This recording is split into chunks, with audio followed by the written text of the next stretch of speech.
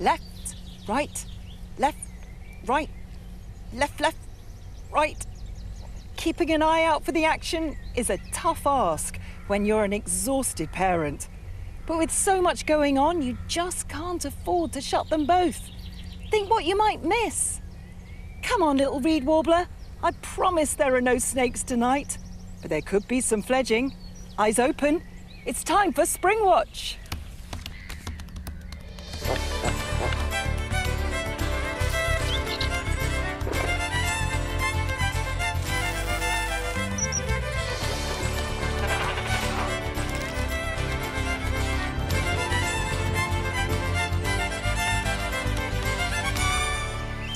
Hello! And welcome to the beautiful but somewhat chilly RSPB Reserve here at Arne this evening. Now, Mick, listen to this.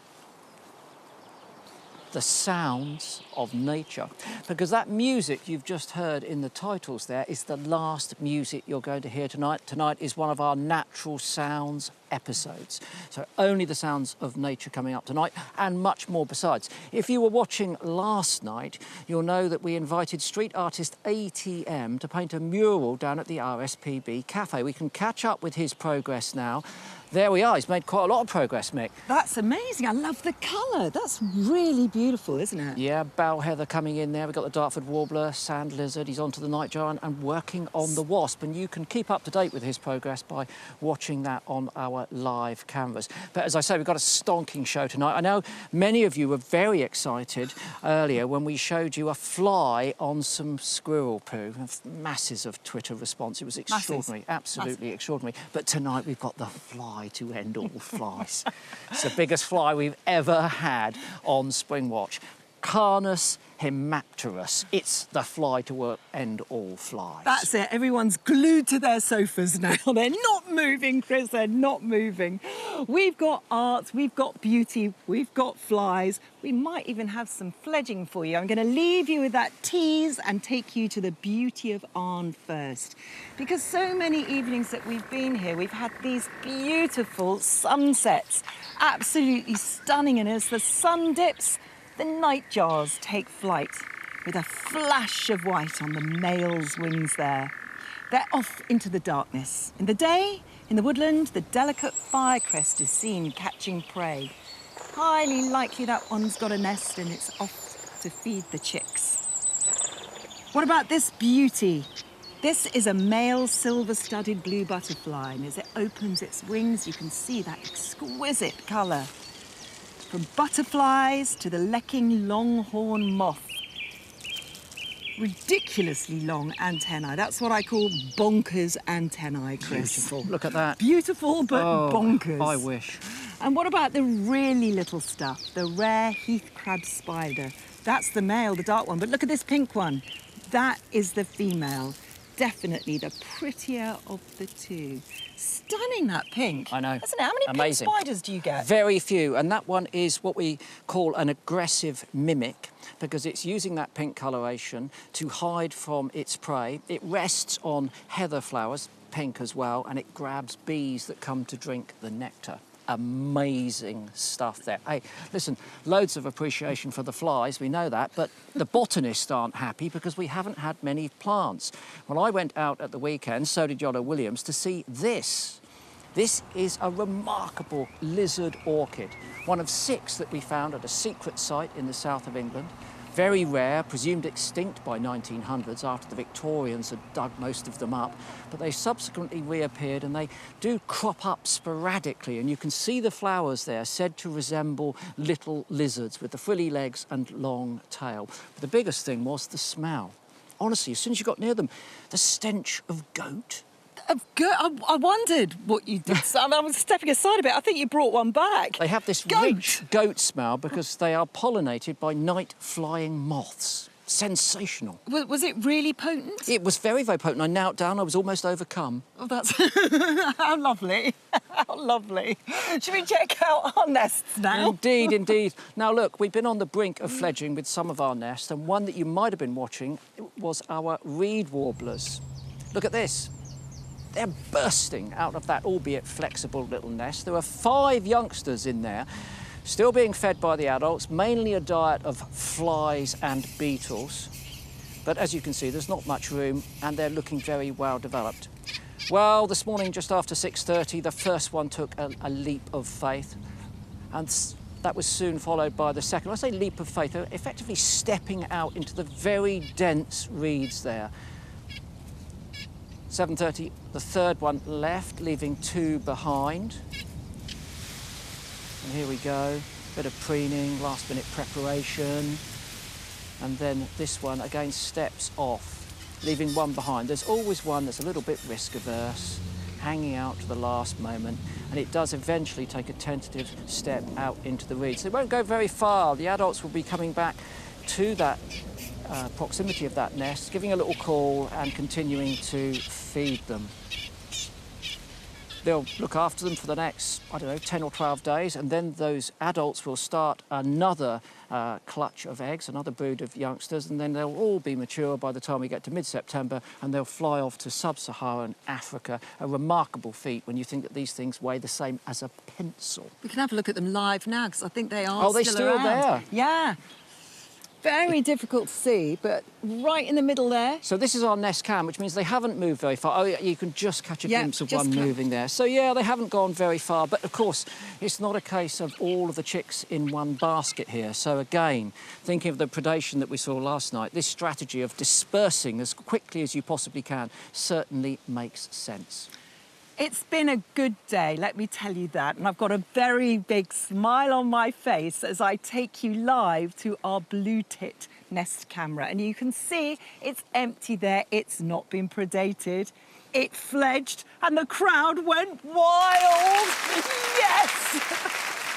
I can't tell you how excited we were when we saw that that was empty. This is what we got so excited about today. This little blue tit. How can you not love it, Chris? I love the little blue tit. This is the survivor, the only survivor out of 8 chicks. Every time those wings flapped, we were rooting for it. Come on! We thought we were going to cheer at 2 minutes past 8 as it teased us with a little peek out of the hole of the nest box. Come on, we were saying, Sid, get out into the big wide world, but no, it didn't. But then at 11:05, it suddenly was there again. Was it going to go? I think I'm doing a football match. No, it didn't go. I'm running for the defib. I'm going to need it in a minute if you don't calm down. It flew off into the distance. It left the nest box. The adult comes back to feed it, probably relieved that it's gone. And then we followed it with our long lens camera. We saw it in the trees. We knew it was safe because I've got to be honest, I always worry when they leave the nest box that something's going to take it. And in fact, our camera operator told us that he thought that that particular chick was very strong wings, strong will to live, a strong survivor. He reckoned it was going to live happily ever after. And you know what I did, Chris? I actually had a word with that blue tit. I said, I'd like you to go off to a nice, safe garden where they've got food, and that's it. It's a survivor. It's a survivor. I'm not sure who needs the sedatives, me or you, to be quite honest with you. Oh, come on, honestly. I'm sure everyone at home is just so chuffed that that little runt, that little survivor actually got out to the big wide world. Quick, I'm tell your face. just not quite as excited as you are. Let's take a look at our remaining nests now on our live way, and we can take a look at our goldfinch. Now, we introduced you to these last night. They're brooding on that nest up in the gorse there. Unfortunately, got its back to us, can't see its lovely red face. Bit fidgety there, no doubt that's the youngsters beneath it. And if there's any activity there, we might come back to those later in the programme. But of course, you can keep your eyes on all of these nests from 7 in the morning until 10 at night. Keep your eyes peeled on those. I'm still smiling, honestly. I'm still smiling. I think I need to calm down a bit. Let's go to Iolo, who's about 20 miles southwest of here on the Portland Peninsula at a bird observatory. Iolo.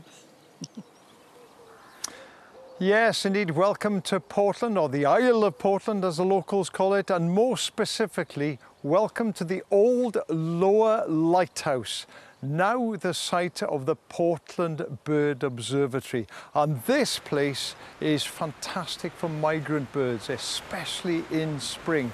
Not only does the Portland Peninsula extend out into the English Channel, so it's often the first bit of land that migrant birds arriving from Africa and southern Europe see, but it's the habitats here. It's a mix of trees, of shrubs, fresh water, a rare commodity here, and of course Martin Cade, the warden, and his team, well, they monitor the birds. They count the birds offshore, they count the birds flying overhead, and they also put up mist nets in amongst this scrub to catch some of the birds. And as soon as we arrived, Martin went rushing out. They caught 2 birds, a lesser whitethroat, this one you can see here, and a reed warbler.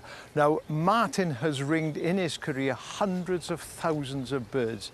He is what they call an A-ringer, very well trained. He knows how to take them out gently, put them in a canvas bag where they stay calm. Then he takes them to the ringing hut, and there the birds are processed. This is the reed warbler. He attaches a ring. You've got to attach the right size ring to the leg, and each one has got an individual number. He measures the wings, and everything is scribbled down. They make a note of absolutely everything there. Also weighs the bird, taking the weight, and he can sex it, tell you whether it's a young bird, an adult bird, whether it's a male or a female, whether it's brooding eggs. The man basically is something of a genius. And they get about 250 different species of birds here every year. I'll show you some of them. Offshore, of course, the high cliffs here, great places for watching. You get birds like gannets here, Manx shearwaters here as well, and those may well be making their way to breeding islands off the west coast of the UK. You get things like swallows, usually coming through in big numbers in March. Redstart's a woodland bird passing through, and that may well end up in the wood near me over in mid-Wales there. But occasionally you get much more scarce birds passing through, and this year they're a real special little bird. Get this one off for you. The colourful European bee eater. One turned up here at the beginning of May this year, 6th of May. Look at that, absolute stunner. Look at the colours on that. Now this would have been making its way probably from North Africa through the Iberian Peninsula, maybe to Germany or Holland, and got blown across to Portland here. Also, nightingales. Lovely, lovely little nightingale there. 2 of those actually turned up on one day in May this year, and this one was caught in a mist net. It was weighed, it was ringed, as we saw with the reed warbler earlier, and fabulous little birds. And it's a bird that is declining throughout the UK, so to get 2 birds in one day is something quite special. They've been monitoring the birds here for around 60 years, and they've seen numbers fluctuate, many in decline, but the one that's declined the most, sadly, is the beautiful turtle dove. In the early 60s, they would record about 500 individuals every year. Now, that tragically is down to just a handful of birds, and it's a decline that's reflected throughout the whole of the UK and throughout much of Europe. Later on, we'll be back to look at a very scarce, very unusual, very odd migrant that's something of a speciality here. But now, let's go up to Scotland and join Megan, who's in Glasgow. Yes, I've made my way into the heart of the city at Avenue End for a really specific reason. Now I'm here with this glorious meadow in the middle of all of these houses and schools to learn about an animal which makes its home here. It's incredibly rare, incredibly elusive, and remarkably surprising. It's about the water voles that live in grassland. These small mammals are Britain's finest declining mammal. They've declined by 98.3% since the early 1900s. But here in Glasgow, it's the highest density of water voles anywhere in the UK. And there are, shockingly, 2 different ecotypes. You've got the riparian ecotype, the traditional water vole that likes to live around water, as their name suggests. But then you have the ones living here in Glasgow, the fossorial ecotype, which live in grassland. I've loved getting to know them and seeing their little beady eyes and noses. poking around, covering the burrow. Just spectacular animals, and the fact that they're all around Glasgow is really exciting. And earlier on I went to visit the local primary school just behind me because they have these water voles in their playground. So I went to see what the kids make of them. I've heard so much about the water voles here at your school. Having water voles around our school, we're one of the lucky schools. Very few schools that have them, and we're the lucky ones. I think they should care about them because they're just a mammal just like us. So we should treat them how we want to be treated, basically. What can people do to care for them? Try to keep the grass long, try not to step inside the grass and not walk over them or hurt them in any sort of way.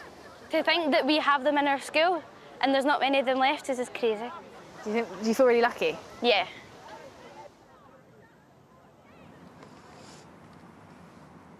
I love the kids' enthusiasm with that, and they've even been making their own water vole models, which I just love. But it's not just the kids that are really excited about these grassland water voles, it's also the scientists, which are using ground-penetrating radar to map the burrow system. It's a really unique, exciting bit of technology to understand how these grassland water voles are different from the ones that live in water. Now, they take an area of park about 10 by 15 metres and they look at the burrow system, and they found that water voles only tend to burrow in grassland where there is really high grass, where it hasn't been mowed. And just looking at this small area, you can see that red line there, that illustrates the burrows. And they have, in that short amount of space, burrowed 38.5 metres, an incredible distance for such a small mammal.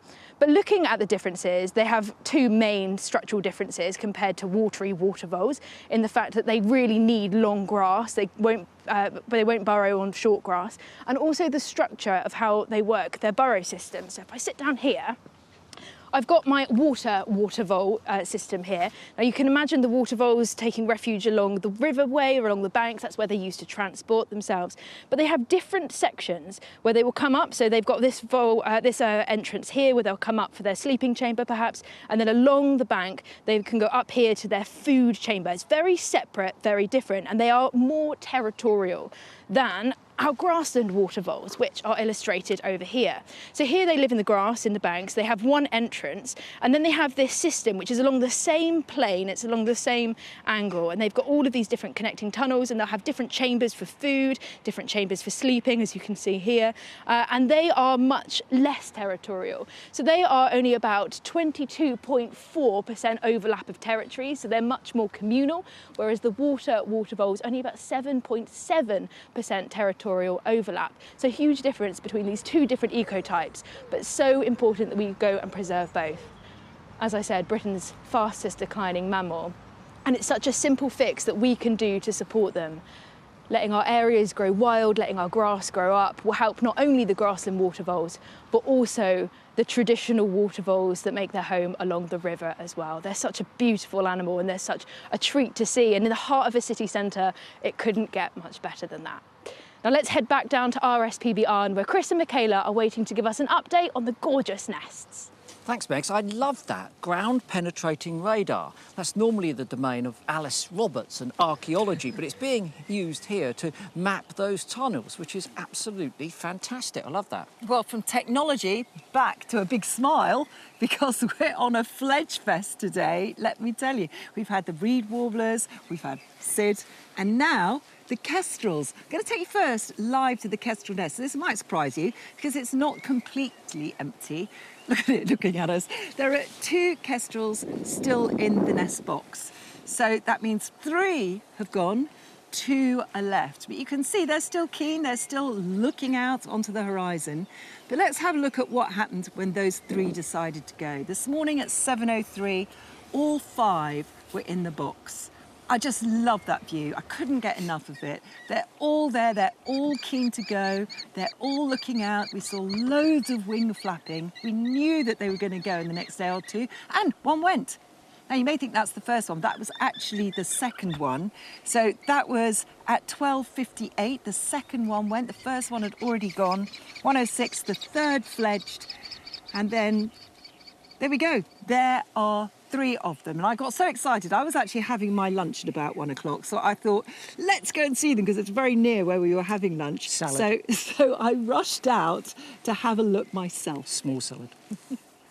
So the kestrels are fledging, which is really exciting because we didn't see them fledge last year. And I've absolutely loved watching these kestrel chicks peeking their little heads out. Hi, James. Oh, this one there. He looks a bit confused, doesn't quite know what to do. Come on, flap those wings, you need to go. It's great to see them actually finally out of that box. I mean, they've been spilling out for the last few days. One apparently is in the barn with the pigs.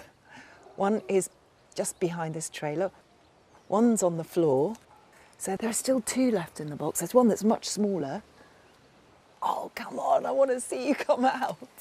Oh, look. This is the first steps. There wasn't much stepping and walking going on in that box, not with all 5 of them squashed in there. So obviously it's just not only learning to fly, also learning how to walk about. Must be such a relief to be out of that stinky old box. Oh, look, there it goes, there it goes. Oh, no, don't go back in, are you mad? Oh. They're calling that one that's still in the box. You can do it. Come on, flap those wings. Come on.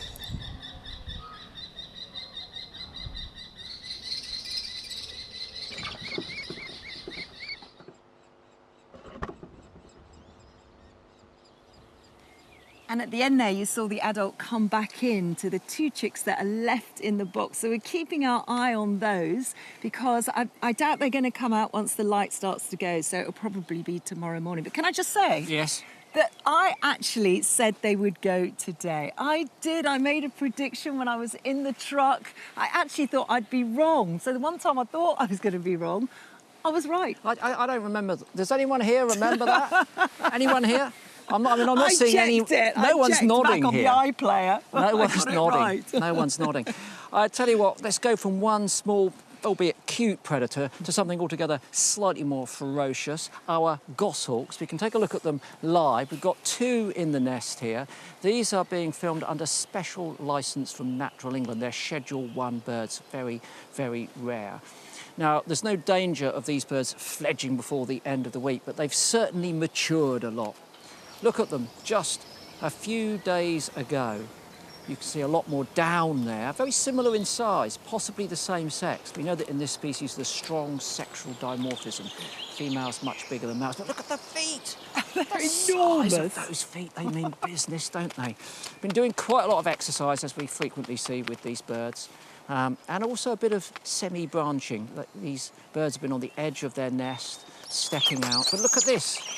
The adult comes in here. Now, it's very quick, difficult to see, but I can tell you that it has delivered a buzzard chick. And shortly, it comes back with a second buzzard chick, which has been removed, of course, from a buzzard's nest.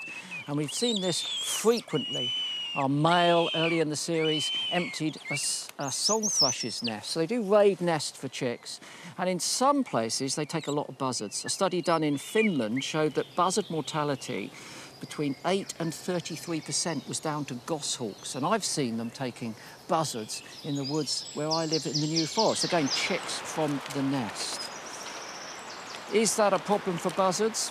Well, yes and no, because another study done in Germany showed that when the buzzards were nesting close to the goshawks, they were less troubled by carrion crows, which otherwise give them a lot of grief, as we all know. So it's a sort of a trade-off. Get close to the goshawks, get some peace from the crows, but you do risk losing your young a bit later on.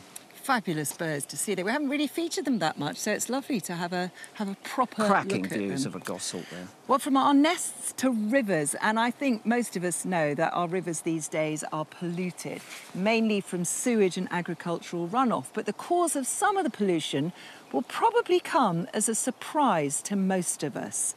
We sent vet and conservationist Sean McCormack to investigate. Every living thing needs water. Whether to live on, to drink, to eat from, or even to breathe. And our rivers supply that water to almost every corner of the country. supporting most of the wildlife that calls the UK home. The problem is they're also full of pollutants, which our rivers are spreading to every corner of our nation. I've been a vet for nearly 15 years, but recently my industry has been rocked by new research. The treatments we give pets to protect them from parasites are polluting rivers across the UK.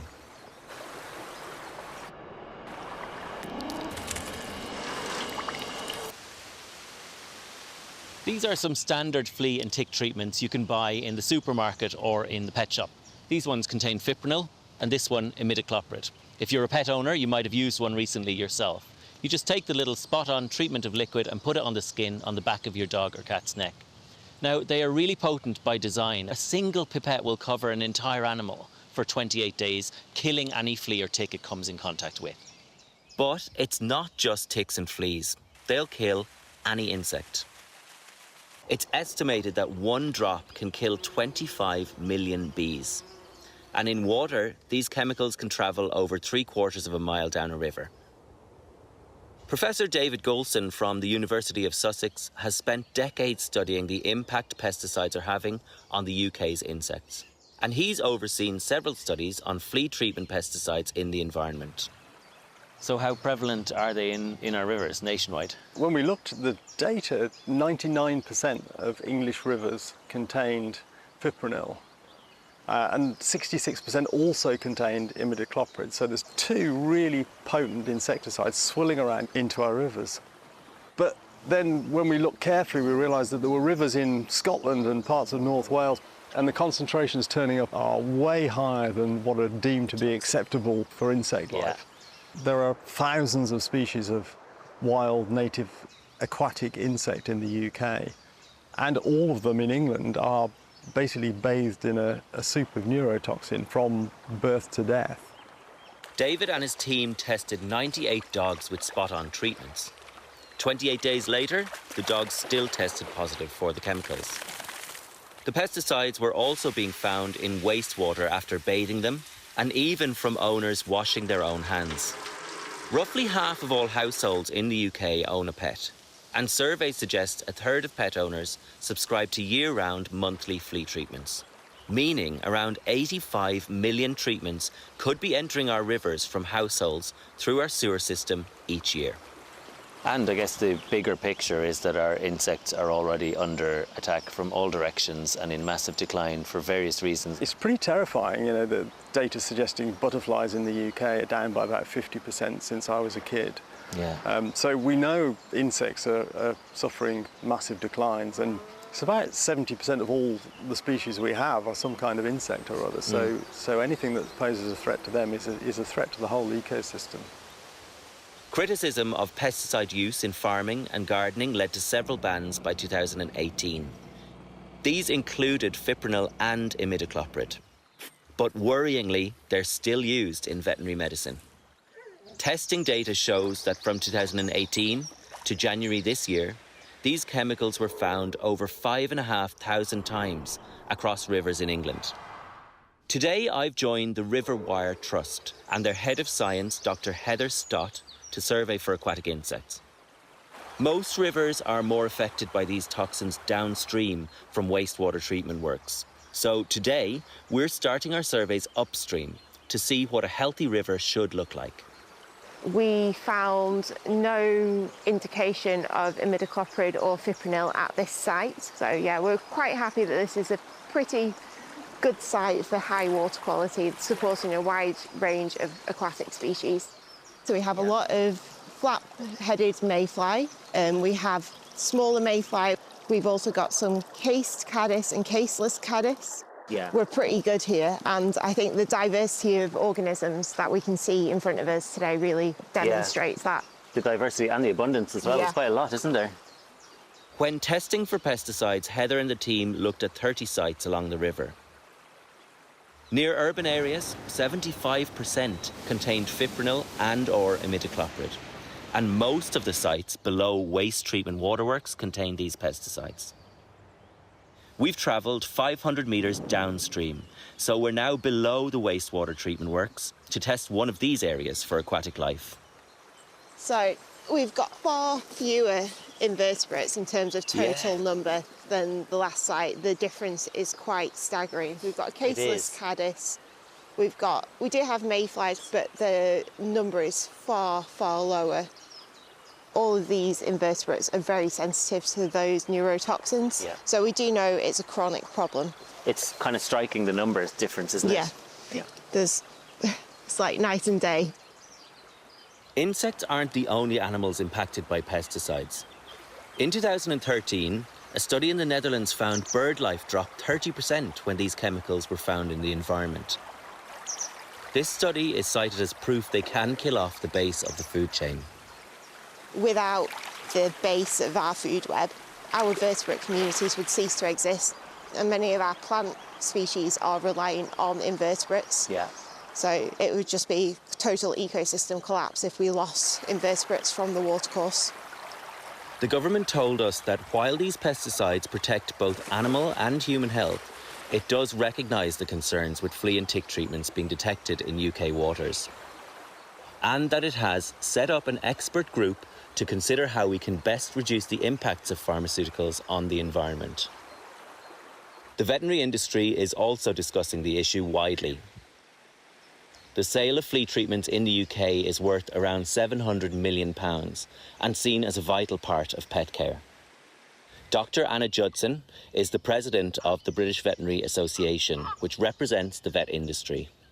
We've been reliant, would you say, on kind of treating our pets every month of the year for parasites. Do you think that is necessary now, knowing this evidence? Well, these are really valuable medicines that help prevent and treat parasites in animals. So they are valuable tools, but now there's new evidence coming out that some of them are having an impact in the environment. Well, our advice is that vets should take a risk-based, proportionate and targeted approach to their use. We can look at seasonal patterns of treatments. So I think in the winter, below certain temperatures, we know that ticks, for example, are less likely to be active. Also, whether an animal goes outside. A lot of cats live just inside the house these days. So use what's necessary, but not too much. And that way we can minimise the impact on the environment. It's slightly mind-boggling, isn't it, to think that these, the few drops you can put on the neck of a dog be enough to end up significantly polluting rivers. A lot of the product that you apply to it ends up going down the drain. Essentially, we've polluted all of our rivers with these products that we thought we were, using for a good purpose on our dogs and cats. I think we can all agree we've had some interesting, in fact fascinating films on this series of Springwatch, but that has to be surely the most important. Massive thanks to Dave Gawson. He's the absolute guru when it comes to pesticide and chemical pollution in the environment, but it leaves many of us with a dilemma. Look, I'm a dog owner. Here are Sid and Nancy. They are the epicentre of my universe, but I cannot continue to pollute the environment. They need tick treatment, otherwise they would catch diseases, Lyme's disease, but we've got to find an alternative here. Surely a different type of pharmaceutical which protects our dogs and doesn't harm the environment. We've got to do that immediately. There's got to be something natural we can use, surely. Investigation needed. Let's cut to Megan in Glasgow, who's looking at urban wildlife. Megs, you're going to be looking at one of my favourites, noisy, colourful and full of character. Oh, they certainly are full of character, Michaela. Now, there are so many different biodiversity that makes its home here in Glasgow, and recently we were joined by Libby Penman and we sent her out in search of some of the newest Glaswegian residents. The slogan of the city here is "People make Glasgow." But it's also worth bearing in mind that us people make up just one of over 6,000 different species that live here.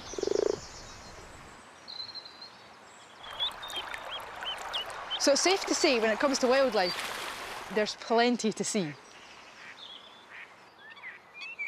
I say this fondly as a Fifer that's lived in Glasgow for over 7 years now. Glaswegians have a reputation for being, colourful, bold, noisy creatures. So it's easy to see why this species fits in so well here. The parakeets we have are rose-ringed parakeets, and they've been breeding in the UK since 1971, but there are reports of escaped parakeets as far back as 1855. In terms of anyone ever seeing them in Glasgow, It's not until 2016 that they were first reported as being here.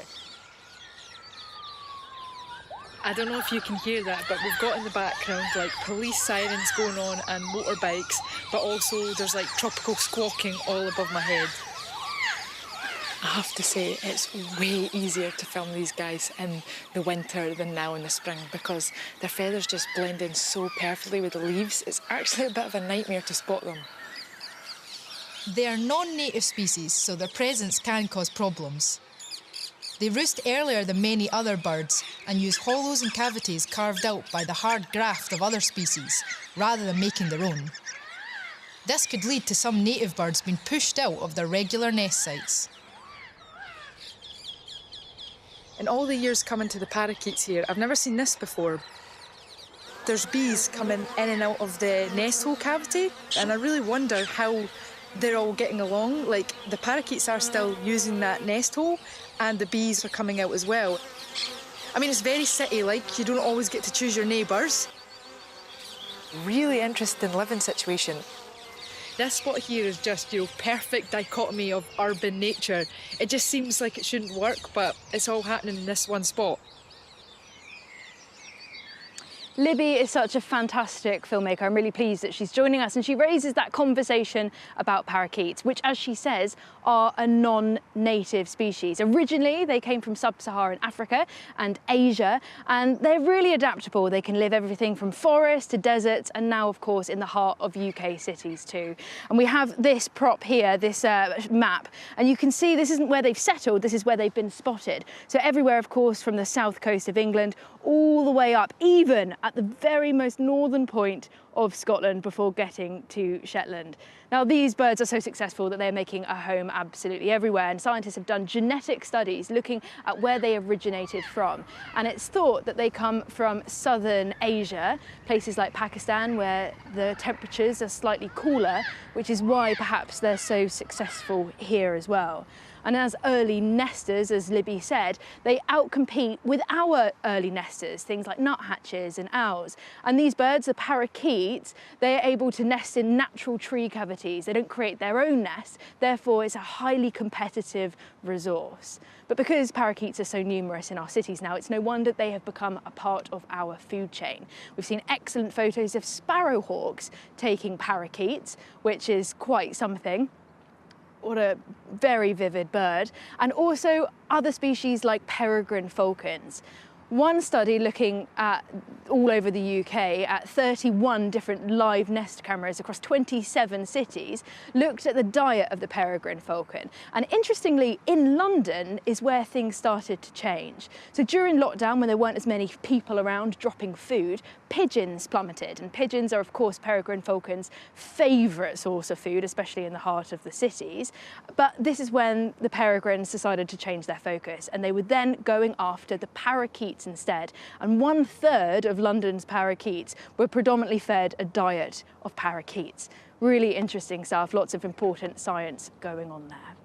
Now, of course, spring is all about new life. It's about things emerging. It's that excitement of what's to come next. And that can be said from everything from our glorious mammals to our beautiful birds.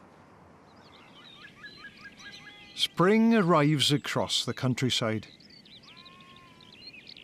And as the season takes hold, the patchwork of fields, hedgerows and woodland burst into life.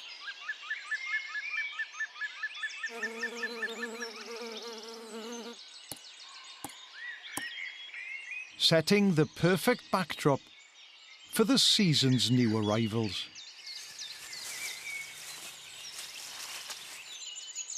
Tiny fox cubs take their first steps beyond the safety of the den. A world full of new sights and smells. At around a month old, they're ready to expand their horizons. But it's not just their ambition that's changing. Fluffy grey fur is giving way to the iconic rusty red of the adults. And they're not the only ones eager to see what life outside the natal home could offer. The new residents of the two hollows in this ancient ash tree are keeping their parents on their toes. Adult little owls must forage often to keep their young fed. For now, the chicks can do little more than glimpse at life beyond the branches.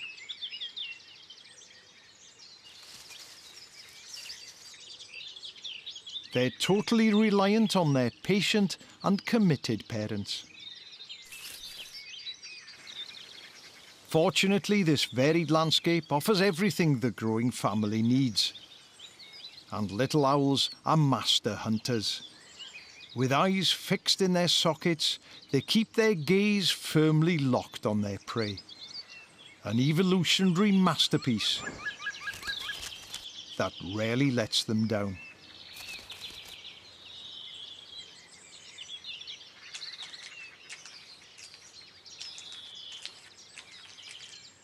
Insects provide some early target practice, helping the chicks hone their skills.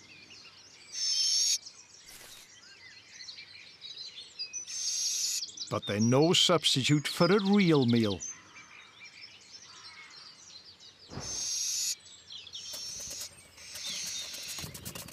When you can get one delivered to the right address.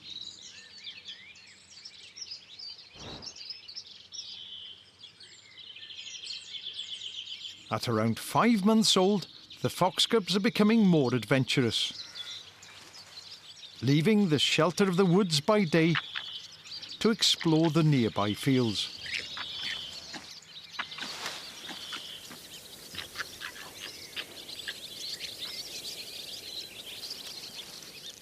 Freshly baled hay encourages climbing skills.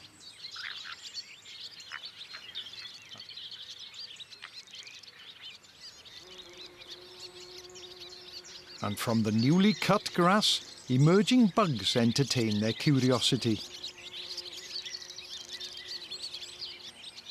Thankfully, there's no pressure to catch anything just yet, as these foxcubs will be supported by their parents throughout the summer months. But for the little owls, the seasonal change heralds the start of their independence.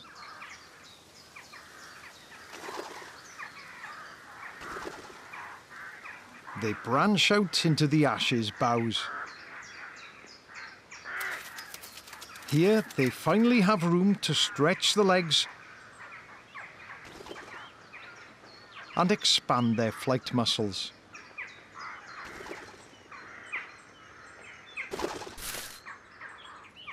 In just a few weeks, they'll leave the nest for the last time.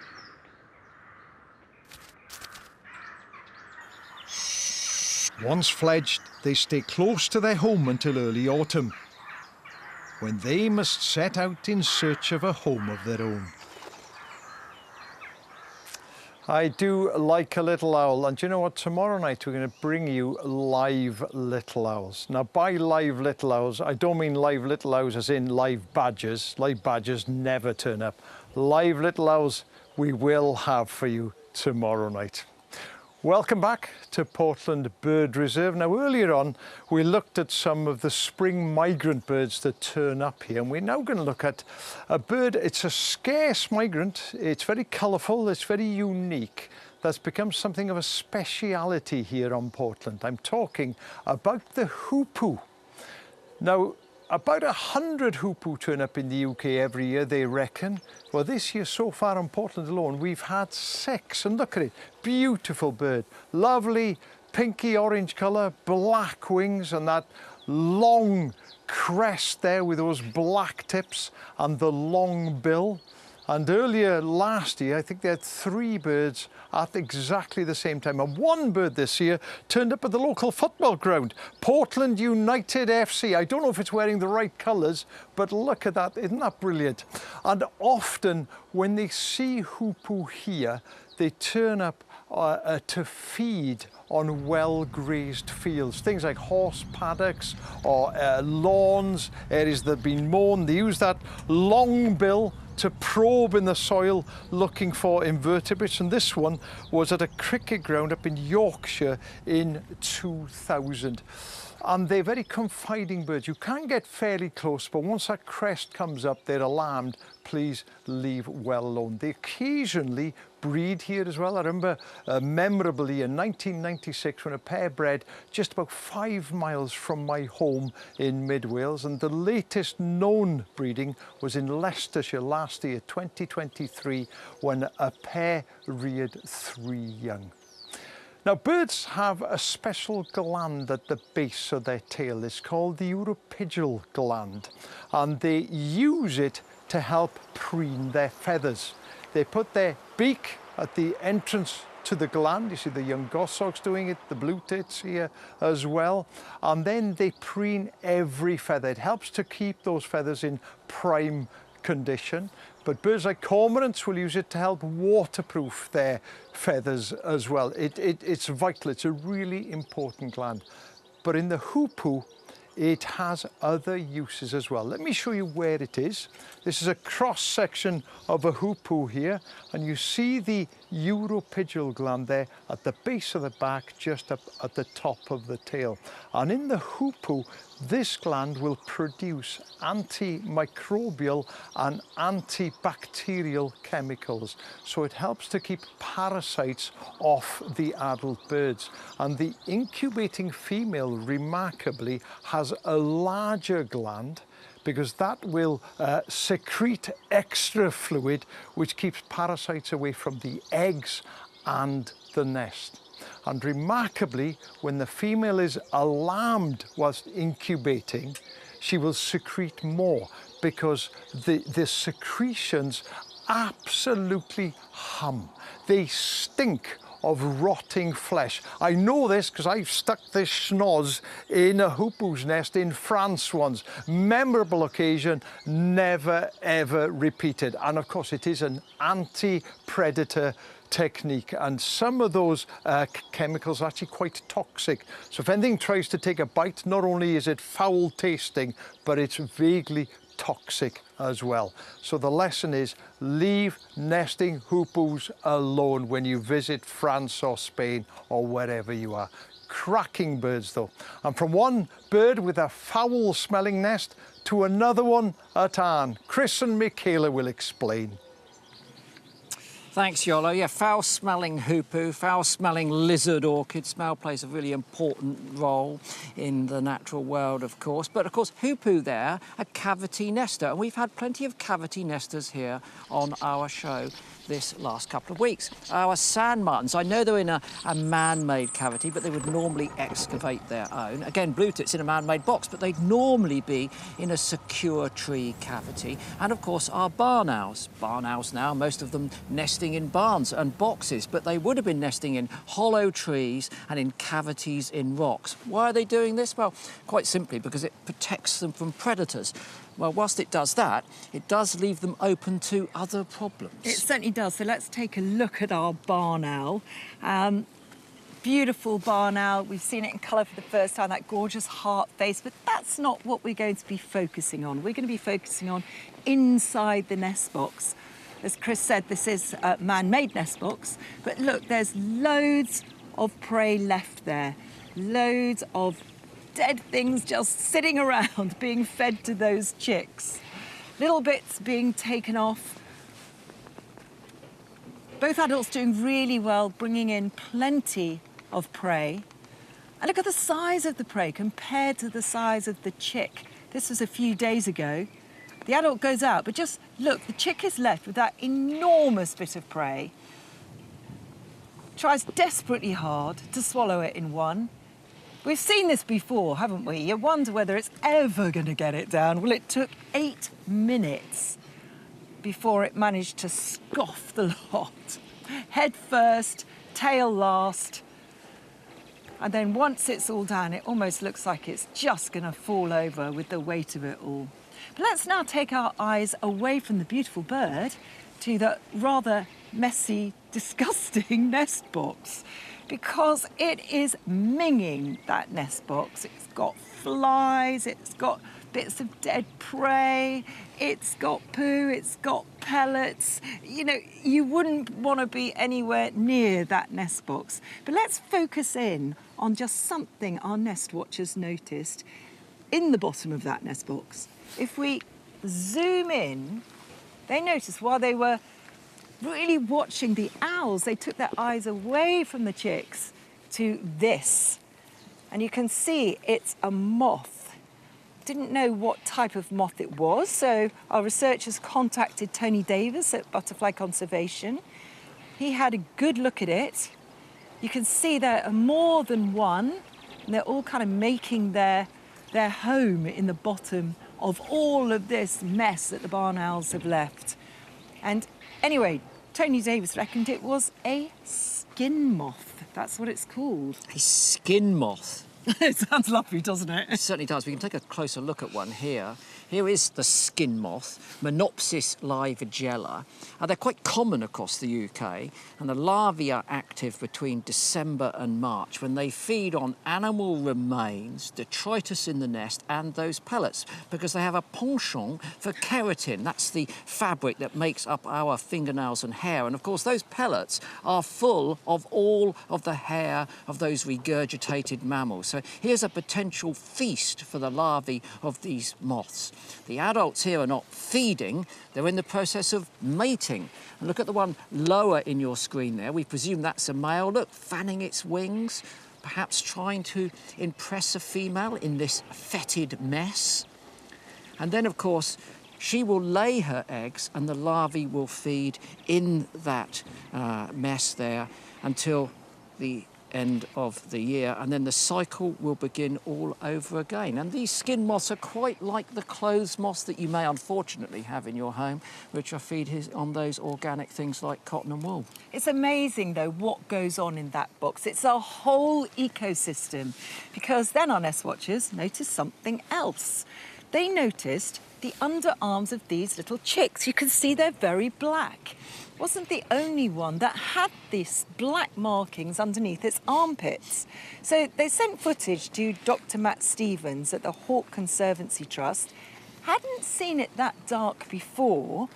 He said they can have grubby armpits, but then when we took a really close look, you can actually see that it's alive. It's an ectoparasite. So this got a whole conversation going about what it could possibly be. Which ectoparasite could it be? Well, it's a fly called Canis hemapterus. Canis hemapterus, a fly to end all flies. What an absolute beauty. Living in the armpit of a baby barn owl. And here you can see it. How can that be a fly, you're asking? It's got no wings. Well, it doesn't want wings to encumber it. If you're writhing around in the armpit of an owl, you don't want wings. So what's going on there? Well, look, they overwinter here as a pupa in the nest. They emerge in the spring, and at this stage, they do have wings. Some of them may want to disperse to move out of that nest, just in case the owls don't come back. But the owls do have very strong sight tenacity. They will come back to the same boxes, and when they do, the flies latch onto those chicks, and at that point they actually dump their wings. They get rid of those wings.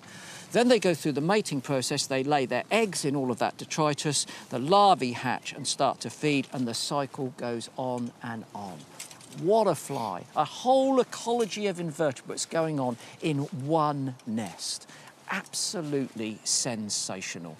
And let's have a look, actually. If we check back at our chicks, at our live barn owl nest, and see what is going on there. We'll have a look, see, because, you know, we were concerned about them then, but look, they have grown, they're looking good, feathers are there.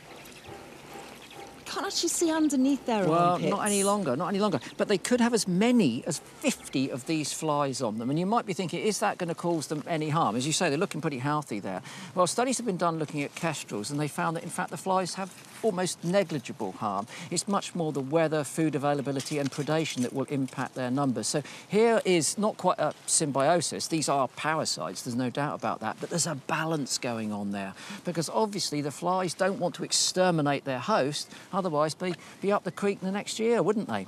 Well, I'll tell Amazing. you what, it is amazing, but it has made everyone at home just have slightly scratchy arms. Apart from all the fly fans. Let's hear it on social media for the flies, folks, otherwise these guys are going to cut them out. That'd be tragic, wouldn't it?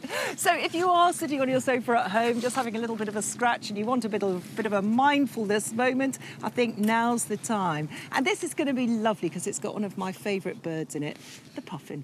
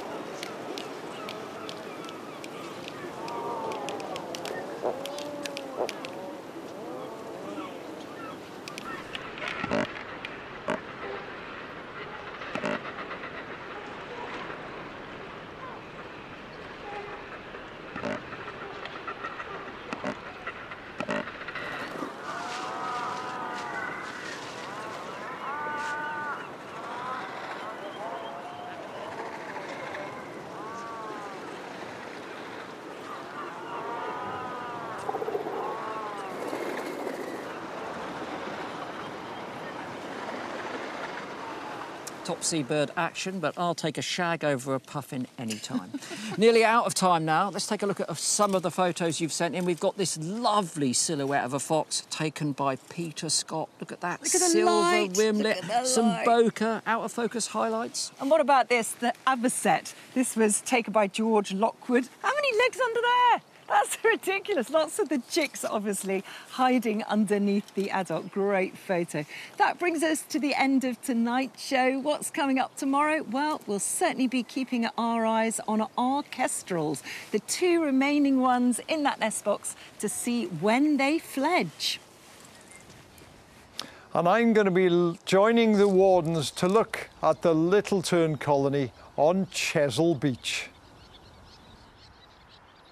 And I'll be meeting the conservationists so dedicated to conserving Glasgow's urban kestrels. And remember, you can watch those live cameras of ours from 7 in the morning until 10 at night. Lots of activity still there. The goldfinches, which we weren't able to feature too much tonight. Those kestrels, as Mick says, are still in the nest. But head over to iPlayer, hit the red button now, because Hannah Stitfall's coming up with Watch Out, joined by Jack Adams.